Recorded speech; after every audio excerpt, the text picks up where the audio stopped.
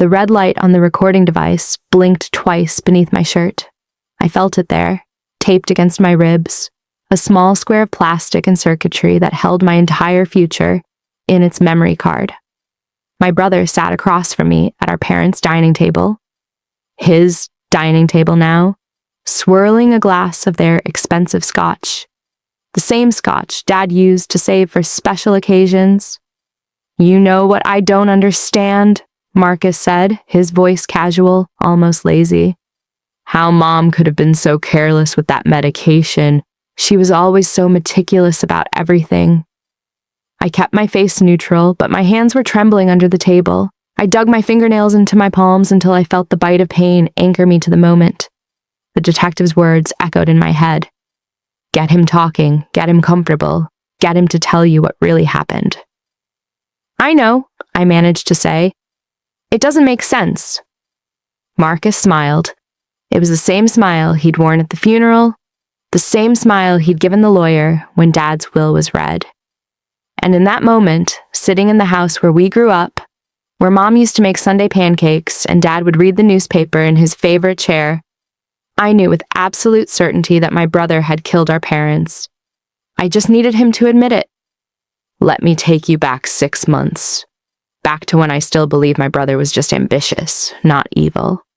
Back to when I thought the worst thing about Marcus was his materialistic streak and his tendency to borrow money he never paid back.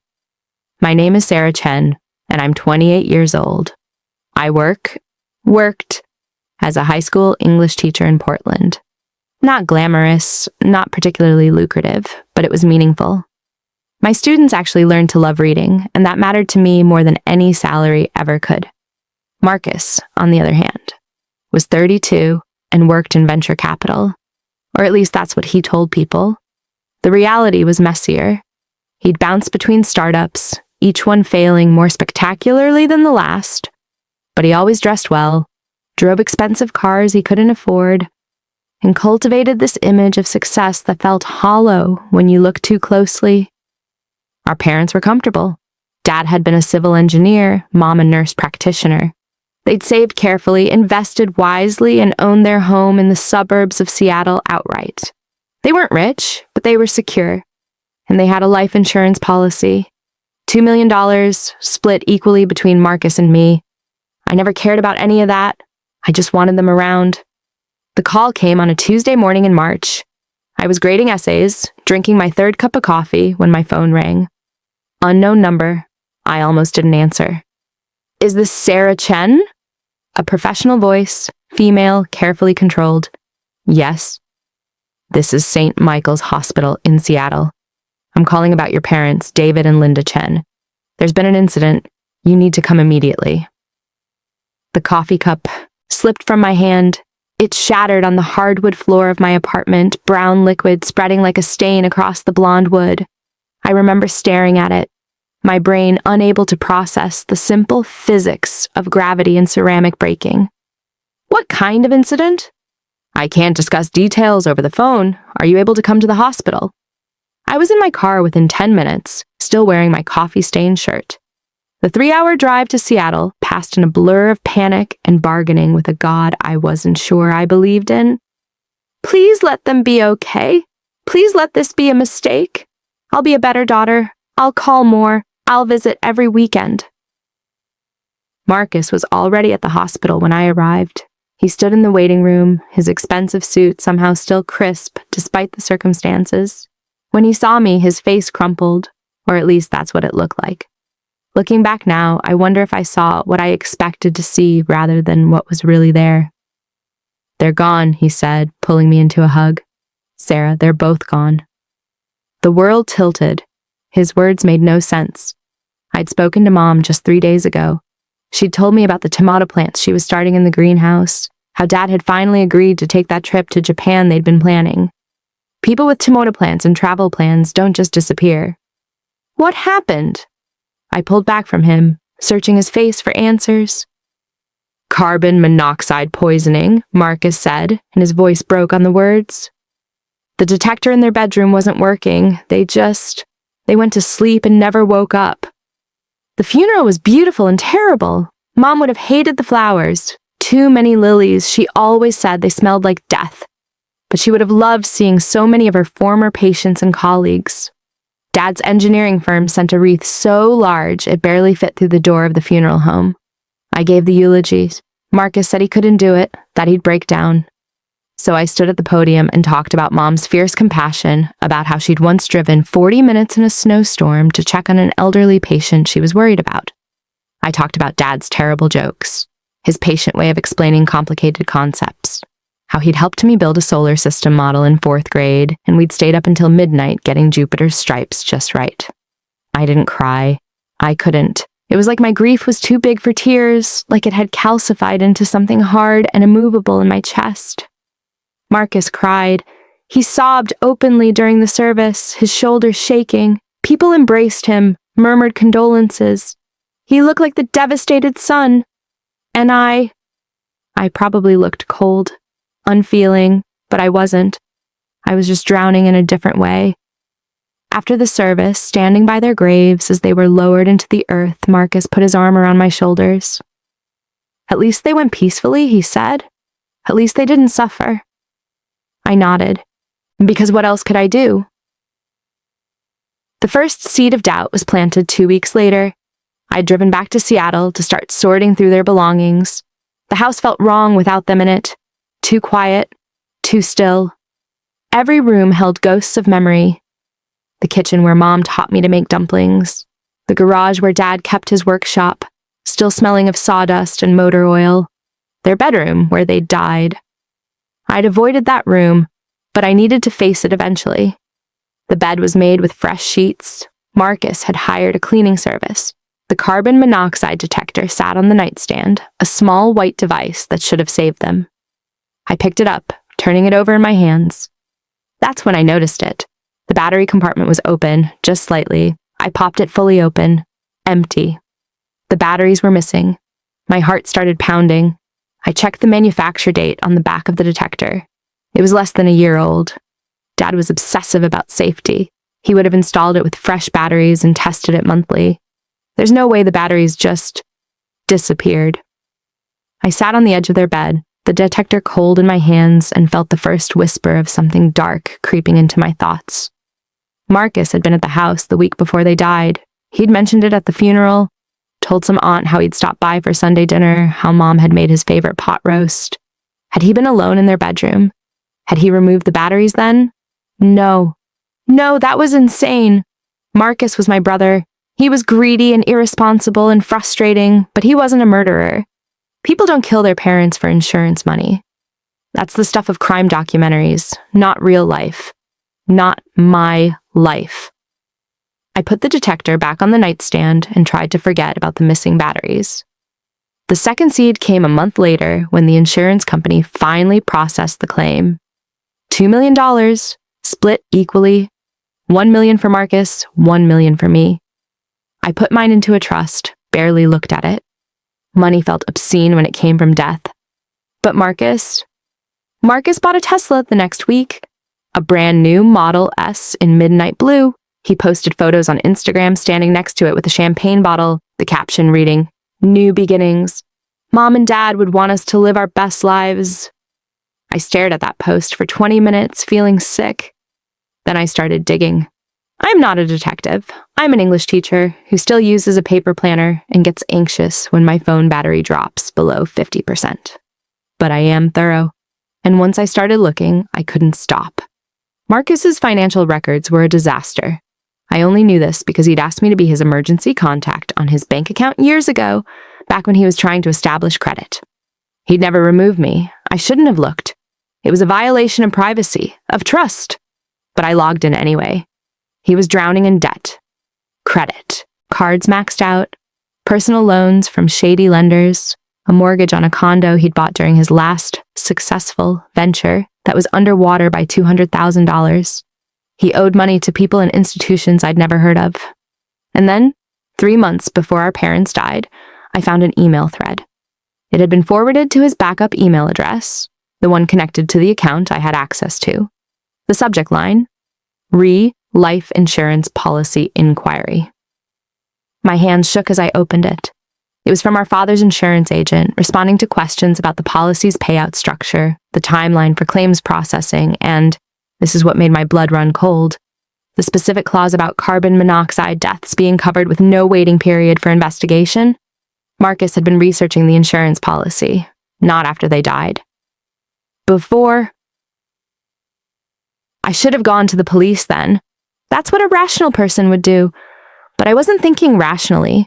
I was thinking about family dinners and childhood Christmases, about the time Marcus taught me to ride a bike, running alongside me in the park until my training wheels came off, about how he'd punched Derek Martinez in middle school for making fun of my braces, that Marcus couldn't be the same person who researched how quickly he could cash in on our parents' deaths. I needed more. I needed to be absolutely sure before I destroyed what was left of my family. I started following him. I know how that sounds, but I'd taken a leave of absence from teaching. Grief leave, they called it. Like grief had a schedule, and I had nothing but time and this growing certainty that something was very, very wrong. Marcus was living large. The Tesla was just the beginning.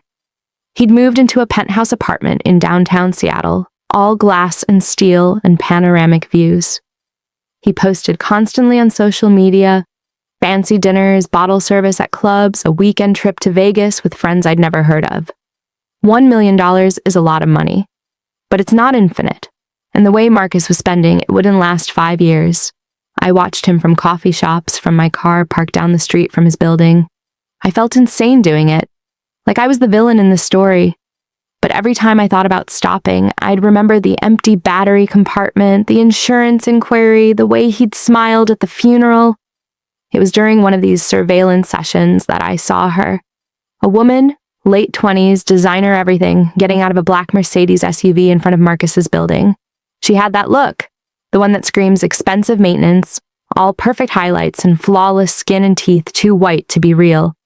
She buzzed up to his apartment, and 20 minutes later, Marcus came down to meet her. They went to a restaurant I couldn't afford on a year's salary. I sat in my car across the street, eating cold French fries from a drive-thru, watching them through the window. Marcus was animated, gesturing with his hands, leaning across the table. She was laughing, touching his arm. Later, I'd learn her name was Vanessa Kincaid, daughter of a tech CEO, trust fund baby, influencer with 500,000 followers. She was exactly the kind of person Marcus had always wanted to be. And she was also, I'd discover, the reason he needed money so desperately. Here's what I pieced together over the next few weeks. Marcus had met Vanessa 8 months before our parents died. She was everything he'd ever wanted. Wealthy, connected, beautiful in that effortless way that actually requires tremendous effort and money. He'd lied to her about his success, building this elaborate fiction about his venture capital triumphs. But maintaining that fiction cost money. Lots of it. The dinners, the gifts, the lifestyle he needed to project to keep her interested. It was bleeding him dry even faster than his usual recklessness. And Vanessa, despite her wealth, wasn't going to bankroll some guy she was casually dating. Marcus needed a windfall. Fast. I found proof of this in the unlikeliest place. His trash. Yes, I went through my brother's garbage. I'm not proud of it. I waited until trash day, watched him roll the bins to the curb, then circled back at midnight wearing dark clothes and gloves like some kind of suburban spy. Among the takeout containers and Amazon boxes, I found shredded documents. I took them home and spent 6 hours at my kitchen table, piecing them together like the world's most depressing jigsaw puzzle. Credit card statements, receipts from jewelry stores, a $15,000 bracelet purchased 3 weeks before our parents died, bank notices about overdue loan payments, and an email printout mostly intact from Marcus to a friend. I'm so close to losing everything, it read. If I don't figure something out in the next month, it's all over. V will find out I'm broke and she'll be gone. I need a miracle. The date on the email, 5 weeks before our parents died. I threw up after reading that. Sat on my bathroom floor, hugging the toilet, my body purging itself of the truth I'd been avoiding. My brother had killed our parents. Not in a rage, not in a moment of passion, but with cold calculation. He'd researched the insurance policy, verified the payout timeline, And then he'd gone to Sunday dinner. He'd eaten Mom's pot roast, laughed at Dad's jokes, and at some point, while they were watching TV or doing dishes or reading in bed, he'd slipped into their bedroom and removed the batteries from the carbon monoxide detector. Then he'd tampered with the furnace. I didn't know the specifics yet, but that had to be it. Carbon monoxide doesn't just appear. It comes from faulty furnaces, from blocked vents, from deliberate sabotage. And then he'd left, driven home to his condo, gone to bed, and waited for the call that would make him a millionaire. I sat on my bathroom floor until the sun came up, crying so hard I thought I might break apart.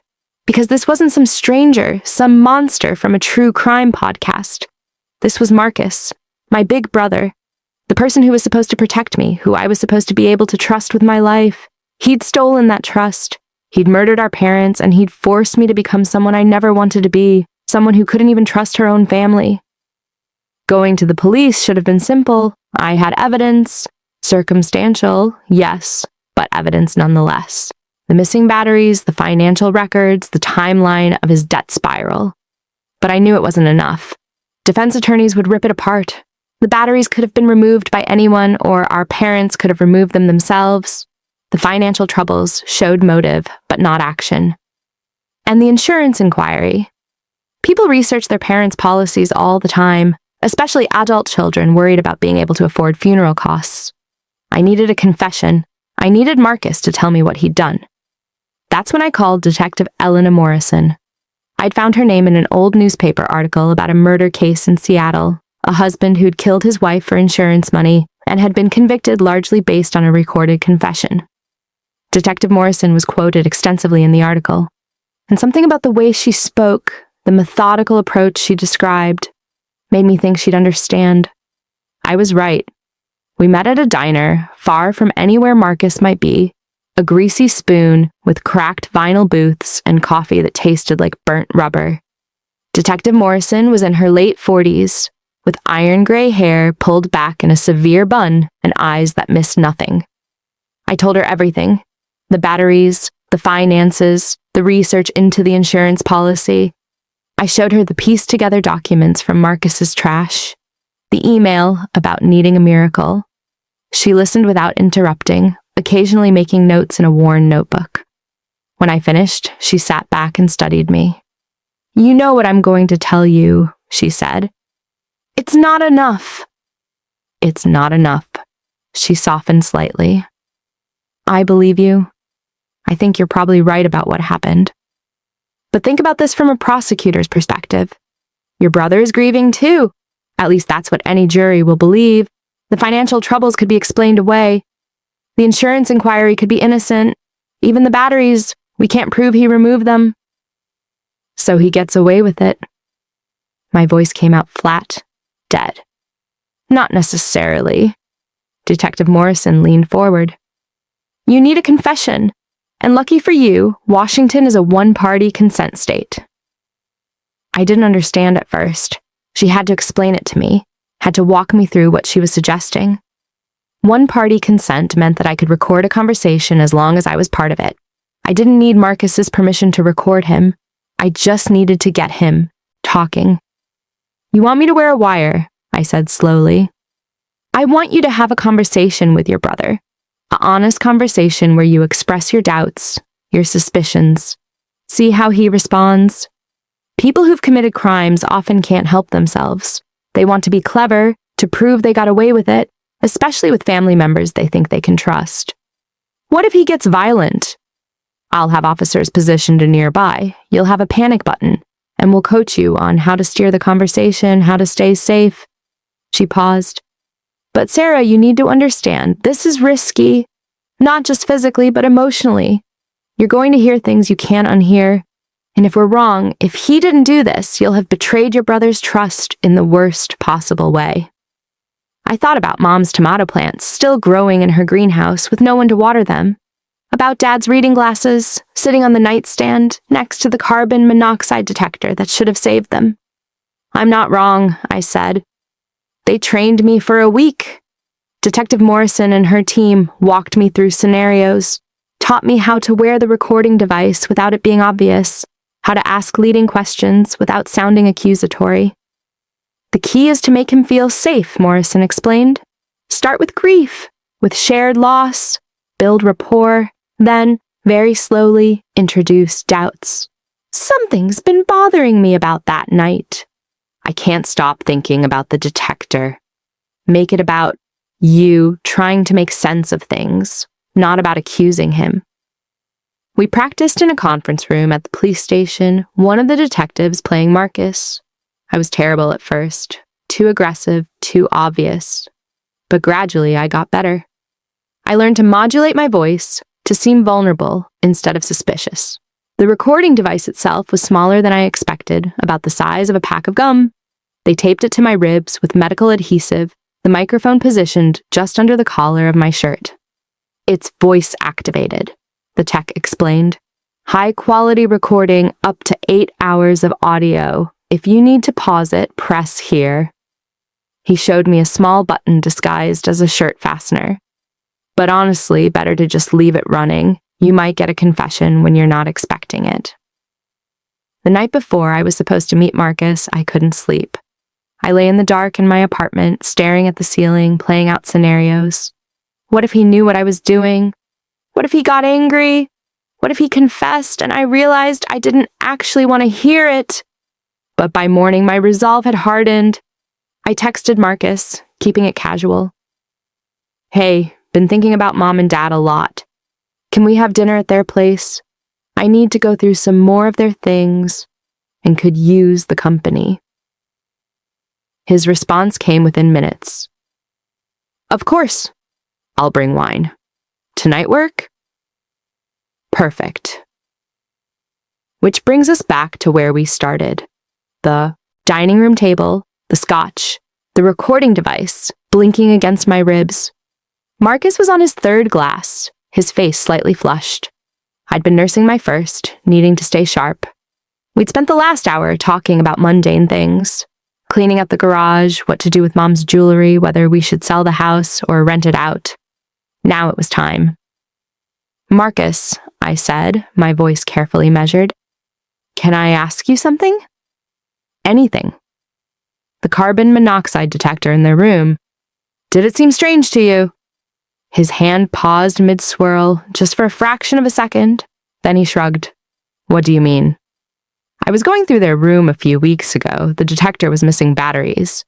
Well, yeah, it malfunctioned. That's why. He trailed off, taking another sip of scotch. No, I mean, I forced myself to maintain eye contact, to channel every acting skill I'd never known I had. Dad was so careful about those things. He tested them monthly. There's no way he would have let the batteries die. Marcus set his glass down. What are you saying, Sarah? I don't know. I'm just trying to make sense of it all. Because when I think about Dad, about how meticulous he was. My voice cracked, and I let it. It doesn't make sense that he'd be careless, that they'd be careless. For a long moment, Marcus just looked at me. Then he reached across the table and took my hand. His palm was warm, slightly damp. Grief makes us search for patterns that aren't there, he said softly. Trust me, I've been doing the same thing, second-guessing everything, looking for someone to blame. But sometimes, Sarah, terrible things just happen. There's no grand conspiracy, no hidden meaning, just bad luck and tragedy. He sounded so genuine, so concerned. If I hadn't known what I knew, I would have believed him completely. You're probably right, I said, pulling my hand back and wiping at my eyes. I just miss them so much, and I keep thinking, what if we could have prevented it somehow? We couldn't have. They went peacefully in their sleep. That's something to be grateful for. I remembered Morrison's coaching. Push a little harder. Give him something to respond to. I saw the email, I blurted out. Marcus went very still. What email? To your friend, about needing money, about Vanessa finding out you were broke, about needing a miracle. The temperature in the room seemed to drop 10 degrees. Marcus's face went blank. That careful control I'd mistaken for grief settling over his features like a mask. You went through my emails? His voice was quiet, dangerous. I had access to your backup account. From years ago, when you needed an emergency contact. I was improvising now, off script, but I couldn't stop. Marcus, that email was dated 5 weeks before they died. 5 weeks! He stood up abruptly, his chair scraping against the hardwood floor. For a terrifying moment, I thought he was going to lunge at me. My hand moved toward the panic button under my collar, but he didn't. Instead, he walked to the window, his back to me, looking out at the darkening Seattle sky. "You think I killed them," he said flatly. I stood up too, my legs shaky. "I think you were in financial trouble. I think you researched the insurance policy. I think you were here the week before they died. And I think Mom and Dad's carbon monoxide detector didn't malfunction on its own." The silence stretched out, broken only by the ticking of the clock on the wall, the same clock Mom had bought at an estate sale, the one that chimed on the hour with a tinny melody. Then Marcus laughed. It was a soft, bitter sound. "You always were the smart one," he said, still facing the window. "Teachers notice things, connect dots. I should have remembered that." My heart was pounding so hard I was sure he could hear it. "Marcus, you want to know the truth?" He turned around and his face was different now.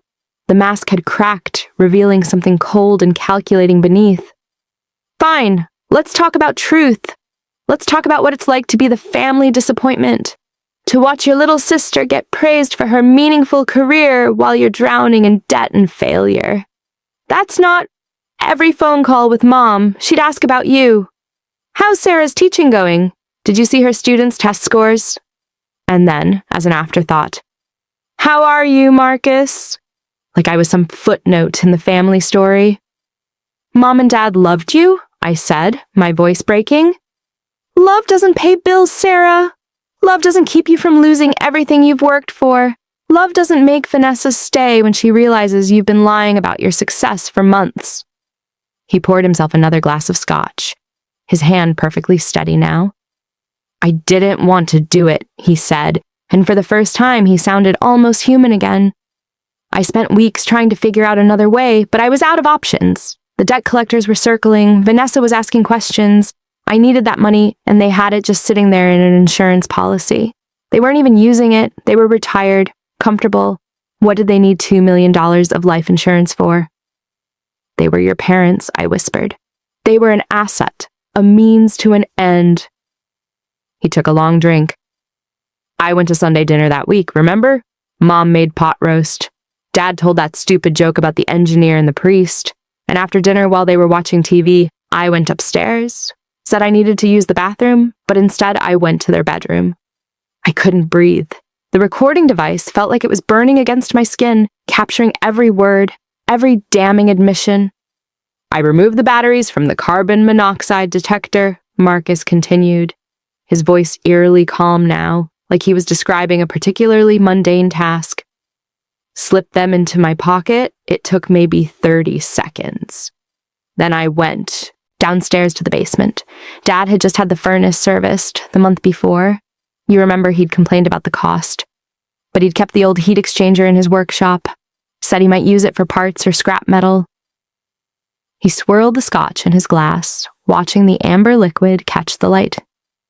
I knew enough about furnaces from Dad's explanations over the years, enough to know that if you compromise the heat exchanger, carbon monoxide leaks into the house instead of venting outside.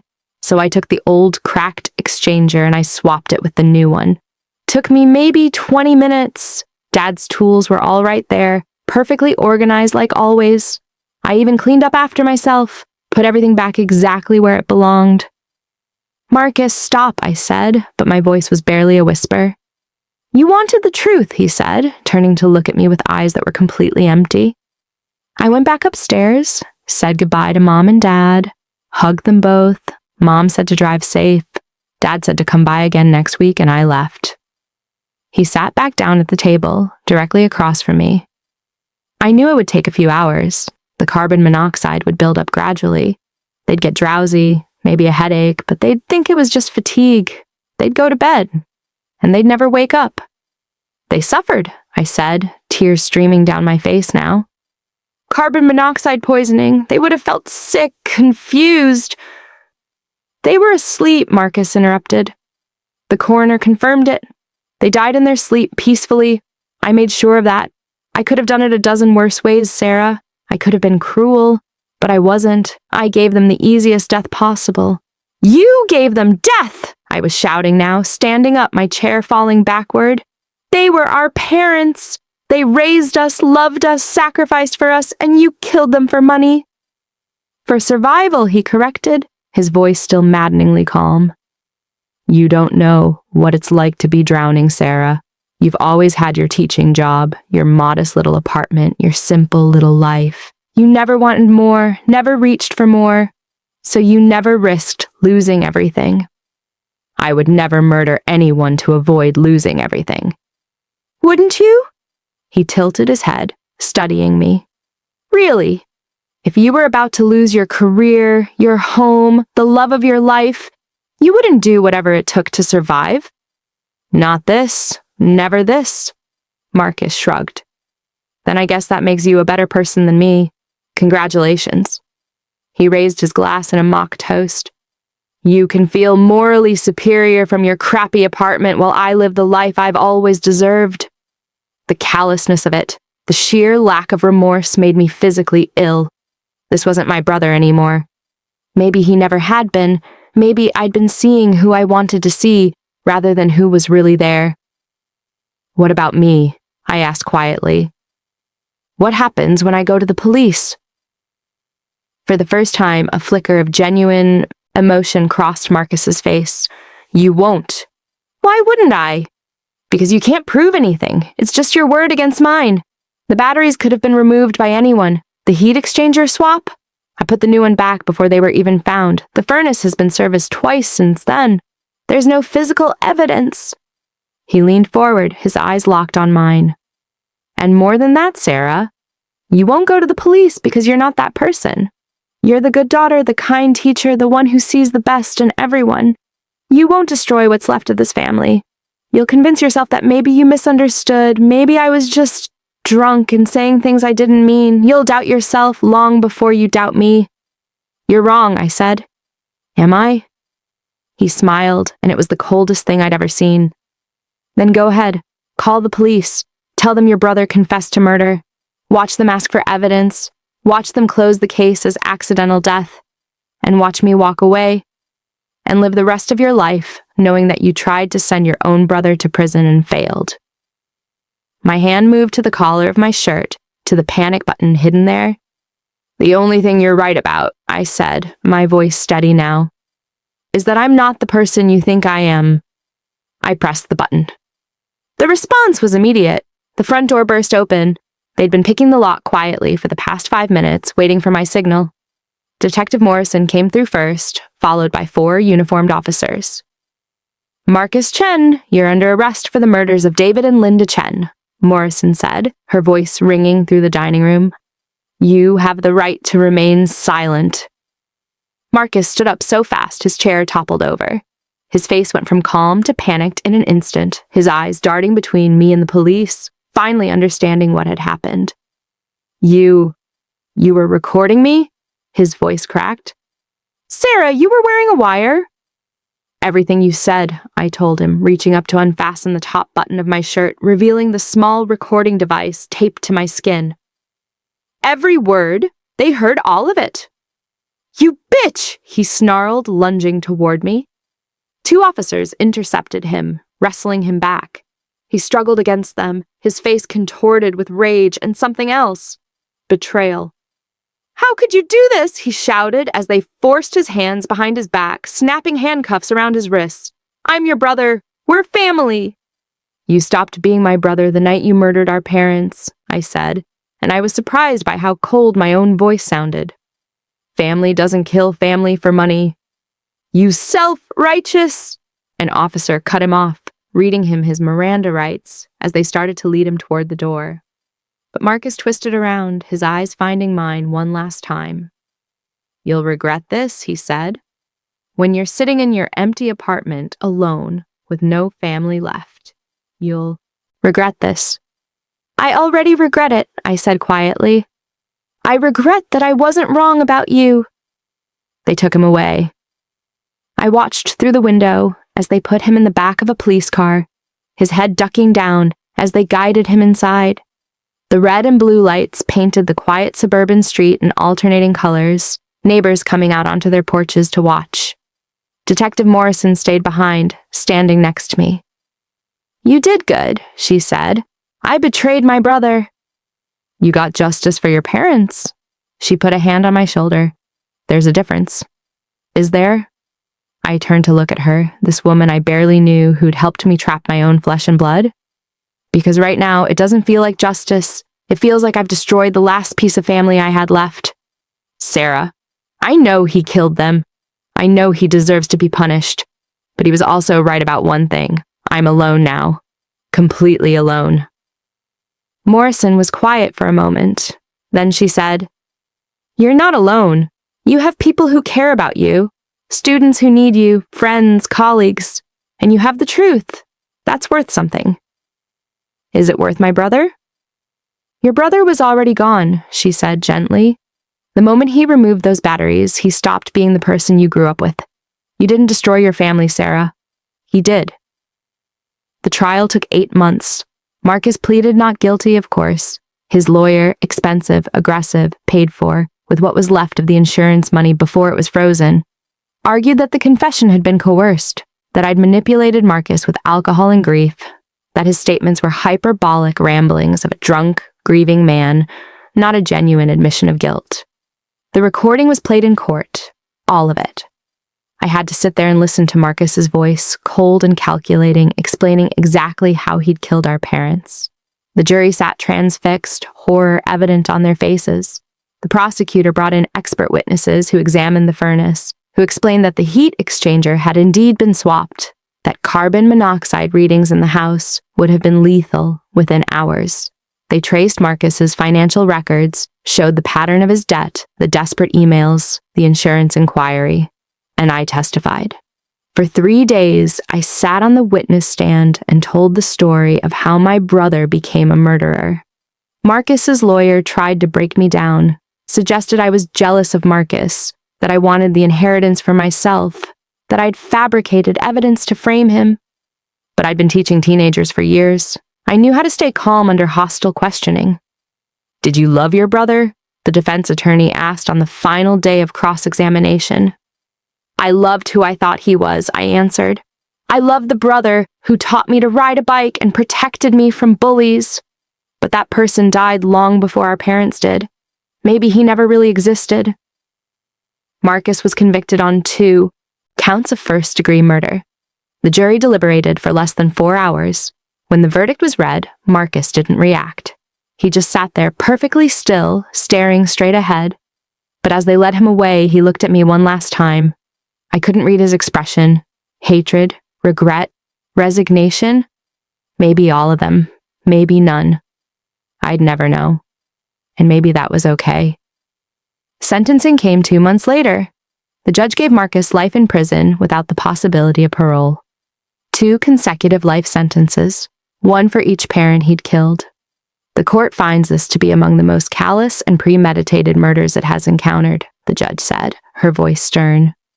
You didn't kill in a moment of passion or desperation. You planned, methodically and carefully, to murder the 2 people who loved you most in this world. For money. There can be no rehabilitation for such a crime, no redemption. You will spend the rest of your natural life in prison, and even that sentence feels inadequate for what you've done. Marcus was taken away. I watched him go, this stranger who used to be my brother, and felt nothing. Not satisfaction, not grief, not even relief, just emptiness. I didn't go to see him in prison. He sent letters at first. Long, rambling things that alternated between apologies and accusations. I burned them without reading past the first few lines. There was nothing he could say that would change what had happened. Nothing that would bring our parents back. Eventually, the letters stopped. It's been 2 years since the conviction. I'm back in Portland, back in my classroom, back to teaching The Great Gatsby and To Kill a Mockingbird. To teenagers who think they're immortal. Some days are better than others. I've started therapy. twice-a-week sessions where I unpack the guilt, the grief, the complicated tangle of emotions that comes with sending your brother to prison for murdering your parents. My therapist says I did the right thing, that justice mattered, that my parents deserve truth. I'm not sure I believe her yet, but I'm trying. I think about Mom and Dad every day. I kept the house, couldn't bring myself to sell it, even though staying in Portland made more sense.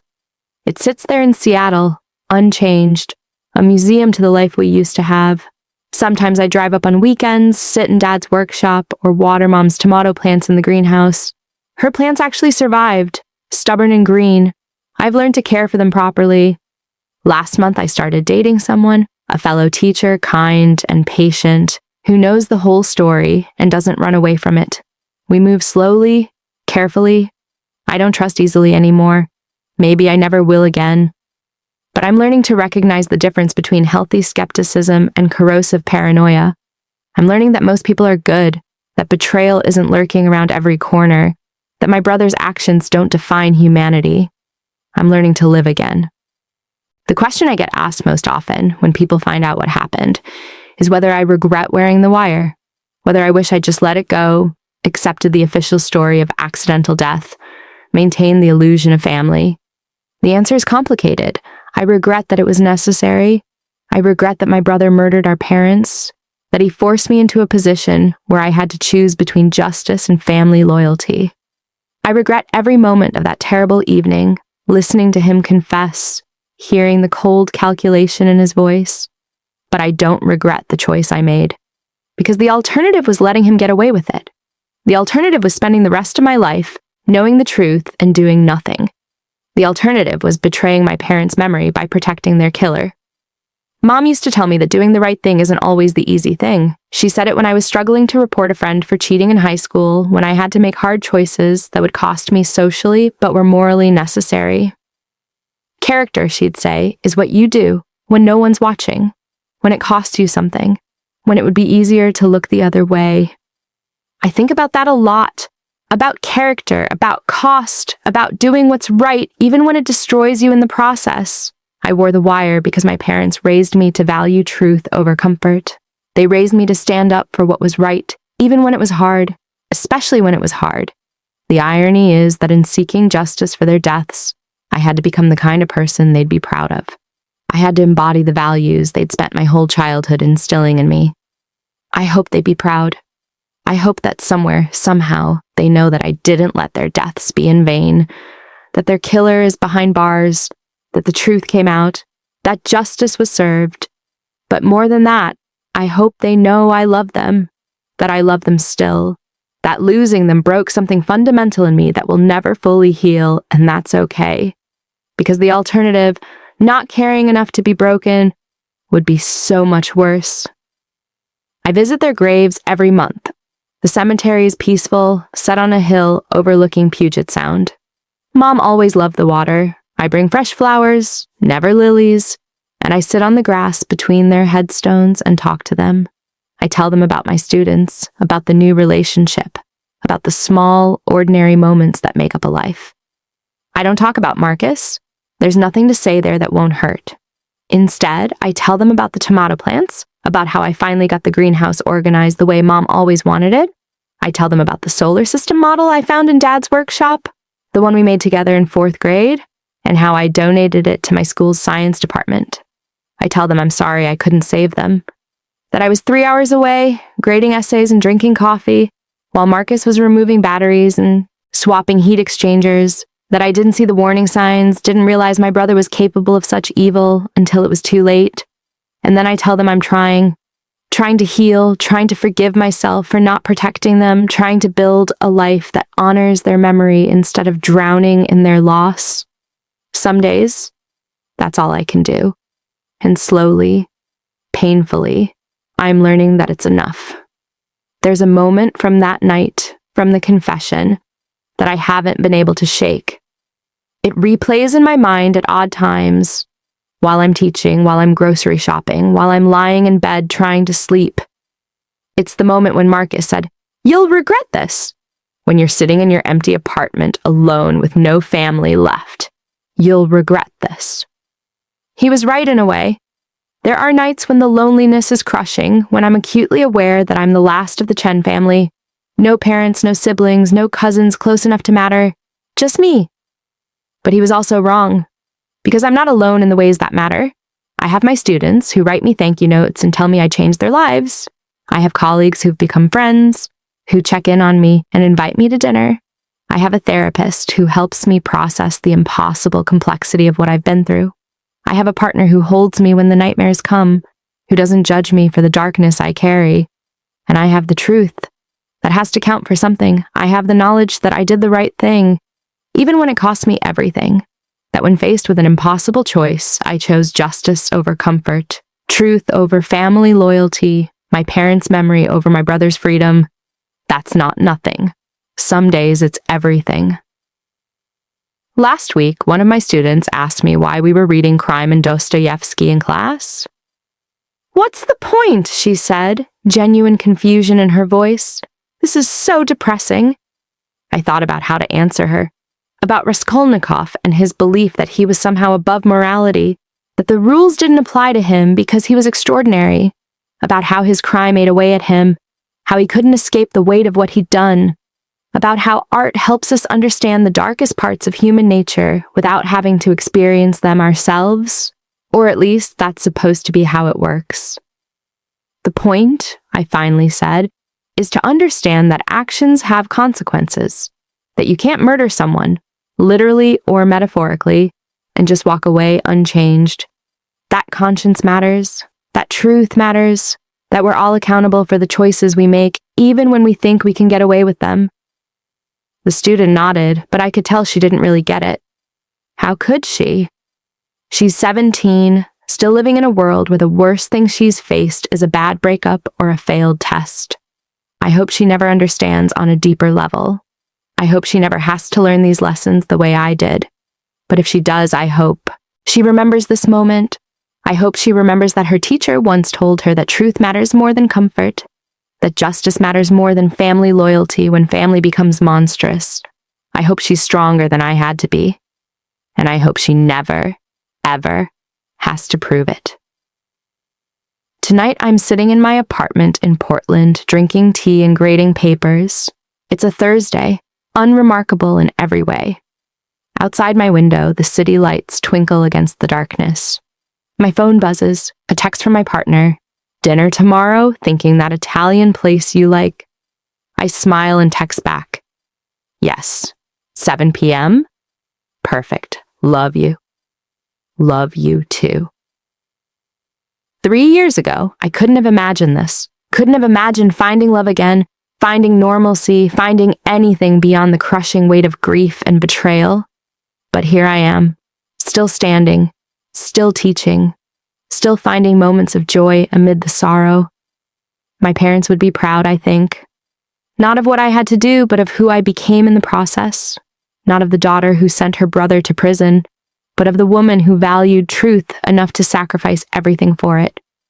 And Marcus? Marcus is in a cell somewhere, serving 2 consecutive life sentences. He'll die in prison. He'll never know freedom again. He'll never see Vanessa, or drive his Tesla, or live in a penthouse with panoramic views. He got exactly what he deserved. And yet, in the quiet moments, I still grieve for him. Not for who he was, the calculating murderer who killed our parents for money, but for who he could have been. For the brother I thought I had, before I learned the truth.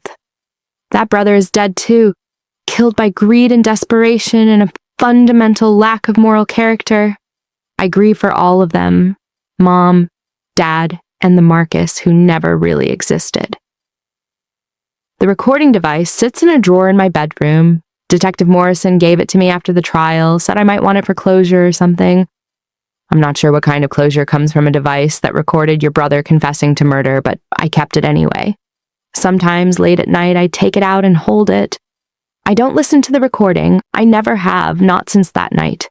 The transcript was enough, seeing the words on paper in black and white. But I hold the device and think about the burden of truth, about how knowledge changes you, how once you know something, you can't unknow it, how that small piece of plastic and circuitry held the power to destroy what was left of my family. Would I do it again? If I could go back to that moment, knowing everything I know now, would I still wear the wire? Yes. 1,000 times yes. Because the alternative is living with a lie. The alternative is letting my parents' killer walk free, letting him profit from their deaths, letting justice go unserved. I couldn't do that. I wouldn't do that. Even if it cost me my brother, even if it cost me the last shred of family I had left, even if it cost me my peace of mind and my ability to trust and my belief in fundamental human goodness. Truth matters. Justice matters. My parents' lives mattered, and I would sacrifice anything, including my own happiness, to honor that. On the anniversary of their deaths, I drive up to Seattle. I visit their graves, then I go to the house. I sit in the living room where they used to watch TV, in the kitchen where Mom made Sunday dinners, in the garage where Dad worked on projects. And I read their letters. I found them after the trial, tucked away in a safe deposit box at their bank. Letters they'd written to Marcus and me to be opened after they were gone. They'd made them years ago, apparently, back when they first took out the life insurance policy. My letters full of love and encouragement. Mom's handwriting, Dad's postscripts. They tell me they're proud of me, that they know I'll do amazing things, that they hope I find someone who loves me as much as they loved each other. They tell me to be kind to Marcus, to look out for him because he needs me more than I need him. That part kills me every time, because I did look out for him. I looked out for him so carefully that I uncovered his crime. I looked out for him so thoroughly that I sent him to prison for life. Is that what they meant? Probably not. But it's what they got. Marcus's letter, I read his too, found it in the box next to mine, is similar, full of love, full of encouragement, full of hope for his future. They had no idea that their son would kill them, that their careful planning and life insurance policy would become the very motive for their murders. Sometimes I wonder what they would think if they knew. Would they be proud of me for seeking justice, or would they be heartbroken that I destroyed our family to get it? I'll never know. And maybe that's the hardest part. Living with the uncertainty, with the knowledge that I made an impossible choice and there's no way to know if it was right. All I have is the conviction that I did what I thought was right, that I honored their memory the best way I knew how. It has to be enough.